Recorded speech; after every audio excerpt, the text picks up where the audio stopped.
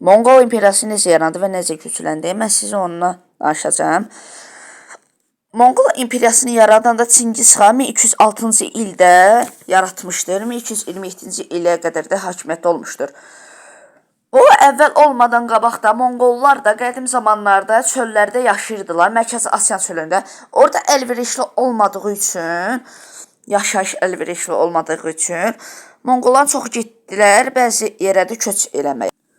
Əlverişli olmadığı üçün köçəndən sonra zaman gələndə də dağınıq olan Monqol orduları da birləşməli oldular. Birləşəndə də hələ bəziləri var, vəhşi olan Monqolları da, bir də türklərdən olan bəzi dağınıq ordulardan quraraq Cikidə gücləndirmişdi. Həm də Kiryat Mirkin, Nayman tayfasını yenərək böyük bir Monqol dövlətinin təməlini atmışdır.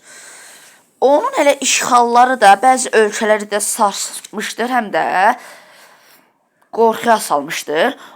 Onun hələ yasası da var idi ki, yalan danışmaq da olmaz, həm də kiməsə günahsız yerə də ilişmək də olmaz. Onların da cəzaları ölümdür.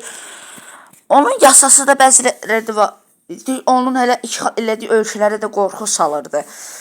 Onun hələ 1220-ci ildən də işğalları da başlayırdı Monqollarda. Hələ sizə onu xatırladım ki, Xərəzmşahlarla da döyüşmüşdü.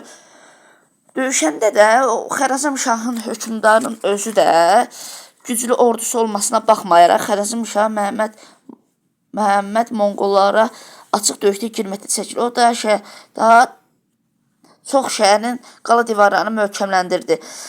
Hələ Xərəzmşahın belə xanı olan da döyüşmüşdür Monqollarla. Çingiz xan da həm də demişdi ki, mənim çəş oğlum da onun kimi cəsarətli olaydı. Sonra da yenə də müqavimət də bitəndən sonra Xərəzmşahlar məğlub olundu, həm də tutuldular. Monqollar nəyə görə güclü olmasına səbəb isə zirehli olmaları, həm də nizə, bir də oxları, qılıncları olduğu üçün. Onlar da eləsi var, öldürdüyü insanların kəllələrini Çinə atırdılar. Çinliləri də Çinin çox ərazilərində işğal eləmişdilər həm də. Monqol işğalı Çingiz xan geniş çöllərdə yaşayan bütün Monqol türk tayfalarını birləşdirdikdən sonra bayaq dediyim kimi işğallara başlamışdı.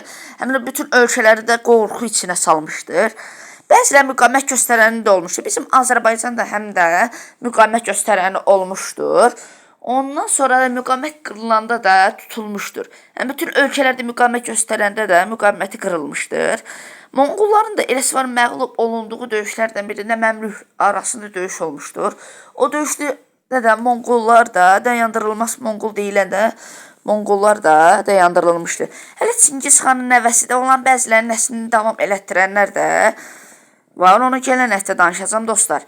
1258-ci ildə Bağdad hökmdarının sonuncu xilafəti öldürəndən sonra Hülakülər də qorun. Onu gələn həftə danışacağım. Əgər bunun kimi videolar gəlməsi istəyirsəniz, aşağıda like atıp abunə olmayı unutmayın.